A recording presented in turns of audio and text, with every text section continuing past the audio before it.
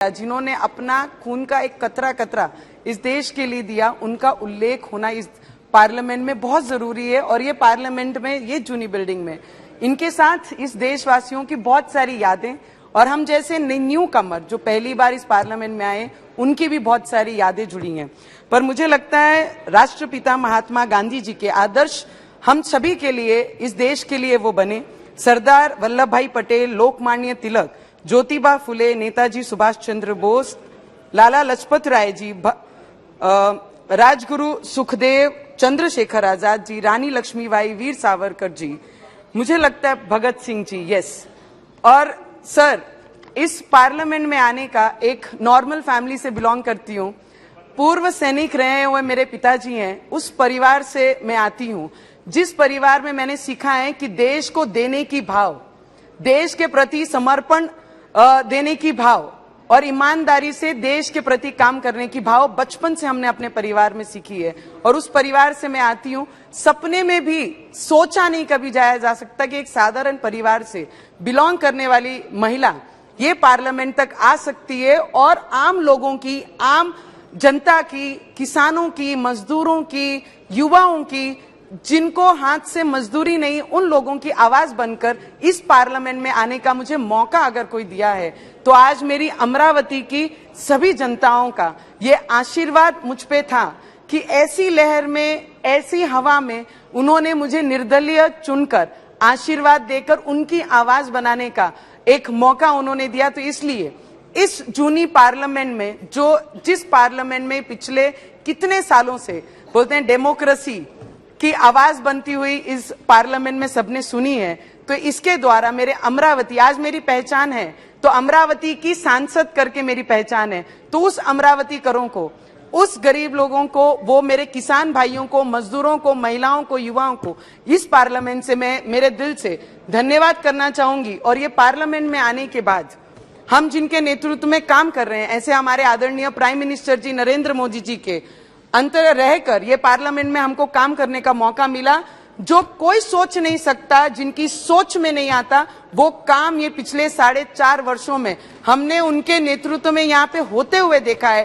370 हो या महिलाओं को घर देने के विषय में हो, हर चीज में, हर स्टेप उनसे सीखते हुए ये पार्लियामेंट ने आगे कदम बढ़ाया है।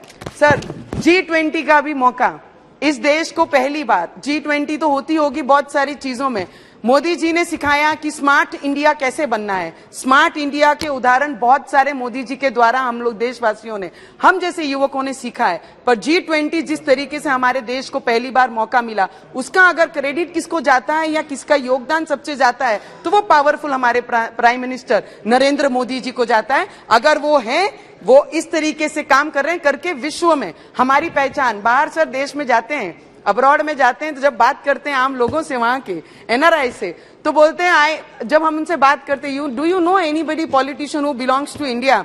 सो वो बोलते हैं, नहीं, we don't know much names but we know one name, that is Modi. तो मुझे लगता है तब प्राउड फील होता है कि मैं उस देश की नागरिक हूं और उस पार्लियामेंट को रिप्रेजेंट कर रही हूं जिन्होंने इसके पहले जितने राजनेता हुए हैं, उनके नाम उन्हें पता नहीं है, पर आज पिछले 9 वर्षों से जिनका योगदान, जिनका विश्व भर में अपनी पहचान, हमारे देश की पहचान बनाने का काम हमारे प्राइम मिनिस्टर जी ने किया, उनका आवाज, उनका नाम हर एक कोने में है।